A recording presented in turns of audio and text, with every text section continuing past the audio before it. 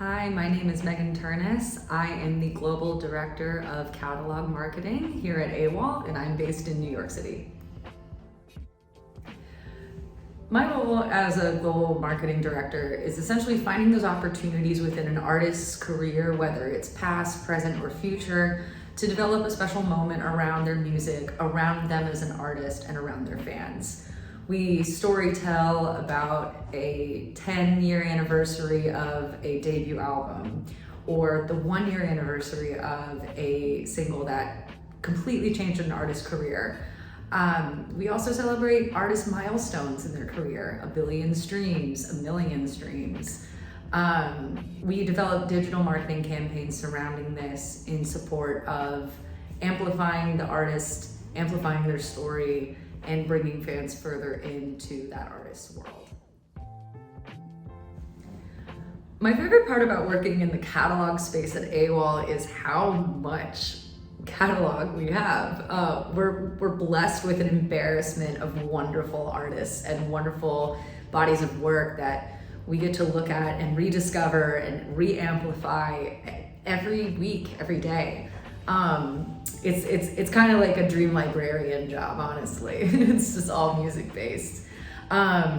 It's really great to uncover and find songs that, for example, start to go viral on TikTok, and you get to kind of dive headfirst into the artist's story and who they are and what the song is, and maybe you hadn't heard of it last week, or maybe you only were partially aware of it. And it's such a cool experience to find these, new moments and new opportunities at every turn. And all you have to do is look at our intense and amazing catalog. So easily one of the best parts. It's like crate digging all the time and finding a new record, listening to it, and just eating it up. Can't get enough. I guess you could say my career started when I got a letter published in Spin. I wrote in some kind of fan letter about the sound of emo voices and how they've changed and evolved. And this was the mid-aughts, so it was a very timely bit of fan feedback. But that definitely, made me go, whoa, like, if my name can be in print, like, I can do anything. So I kept writing, and then I started to work in other facets of music in college. I interned at Merge Records. I was part of the on-campus venue, booking shows, and I just immersed myself in it fully. Studied public relations, that was kind of helpful, but ultimately I think I really cut my teeth at venues and in green rooms and in interacting with artists on a daily basis, and it was an incredible experience at a young age.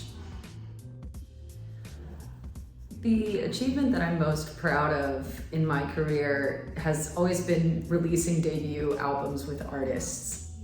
Seeing their faces when they hold vinyl for the first time that has their artwork, their name, their track list, everything. It's just such a trip, and they're so excited and they're so happy about it, and they're at the early stages of their career and it feels like anything is possible, and you can't help but feed off of that energy. It's so inspiring, and it continues to be inspiring, and it will always feel like doing something bigger than just selling something. You're helping an artist find their vision and realize it and actualize it, and it's an incredible thing. What makes me proud to be on the AWAL team is how we are innovating in the catalog space and how open teams are to our innovations. I think we're really carving out a new path in the world of catalog marketing, which is essentially just music marketing. And it's a trial and error, and it is an experimentation and fun space. And I am just thrilled that the entire team is so supportive of what we're doing here and how we'll continue to grow and align with artists and what they want to achieve. I would say my love of music stems from being a fan very early on before I knew what being a fan meant. My first cassette was a mix of 70s disco that my mom put together. She was a jazzercise instructor in the 80s and always needed a mix for her classes. So I have this cassette that has Do the Hustle and Funky Town and percussion and YMCA, and, you know, just kind of your crash course of disco. And I just remember how much joy it brought me to listen, and my sister and my brother, and just the kind of celebratory spirit, you know, that music could just transform a space and transform an environment. So, you know, it really comes from those early days of just hearing how, you know, rhythm and lyrics and sound can just completely change your world. If I wasn't working in music, I would probably be chasing my other childhood dream, which was to be a news anchor on SportsCenter. I love sports. I love the adrenaline and the exhilaration of it. I love the story behind teams and athletes and coaches, and that is definitely something that was a fantasy pipe dream of mine as a kid. So I think I would be chasing that if I wasn't working in music.